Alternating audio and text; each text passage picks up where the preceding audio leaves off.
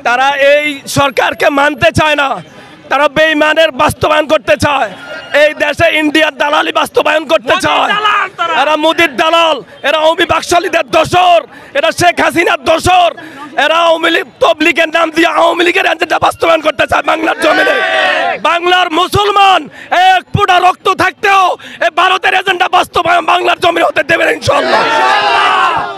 ছাত্র ইন্ডিয়ান, তারা ইন্ডিয়ার গুপ্তচর, তারা ইন্ডিয়ার অনুসারী, তারা হচ্ছে কাদিয়ানীদের ভাই, তারা ইহুদিদের দালাল, তারা ইহুদিদের কাছে বিক্রি হয়ে গেছে, তার মালের কাছে বিক্রি হয়ে গেছে। তারা লেবাস লাগে আমাদের তবলিগের নাম দিয়া গুমরাহ ছড়াইতেছে। তারা পুরো বাংলাদেশের ভিতরে তারা ফেতনা ছড়াইতেছে, যে ইমান নষ্ট করতেছে। ওলামায়ে কেরামকে মারে না, তারা বলে ওলামায়ে কেরামকে তৃতীয় পক্ষ বললা তারা তাবলিগ করতে চাইতেছে, কিন্তু ওলামায়ে কেরাম ছাড়া কোনো ধরনের তবলিগের কাজ হতে পারে না। এই কারণে তারা বাতেল ভণ্ড দল। আর গতকালকে তারা ইস্তেমার মাঠে যাইয়া ইস্তেমার মাঠ দখল করতে চাইতেছিল, অথচ আমাদের বর্তমান তত্ত্বাবধায়ক সরকারের অনুমতিতে ইস্তেমার মাঠের প্রস্তুতির জন্য ওলামায়ে কেরামকে জিম্মাদারি দেওয়া হয়েছে।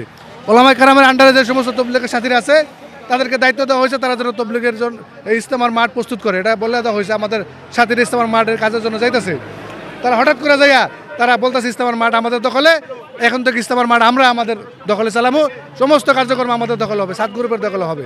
এ কারণে আমাদের সাথীরা বাধা দেওয়ার কারণে আমাদের সাথীদের তারা হামলা করে, ওখানে আমাদের সাথীরা কিছু আহত হয়েছে, ওদের সাথীরা কিছু আহত হয়েছে। এ কারণে একথা বলতে চাইতেছি যে তাবলিগের কাজ ওলামায়ে কেরামের আন্ডারে এবং কোরআন হাদিসের অনুযায়ী ওলামায়ে কেরাম চালাবে, এটা কোনো ডাক্তার ইঞ্জিনিয়ার হবে না। যারা 7 গ্রুপ করে তাদের দলে কোনো আলেম নেই, তারা এরকম তাদের যে লিডার বাংলাদেশের যে 7 গ্রুপের প্রধান সে হল একজন ভাই ওয়াসিফ ভাই, তারপর তাদের আরেক লিডার নাসিম ভাই, প্রফেসর ইউনুস সিকদার সাহেব।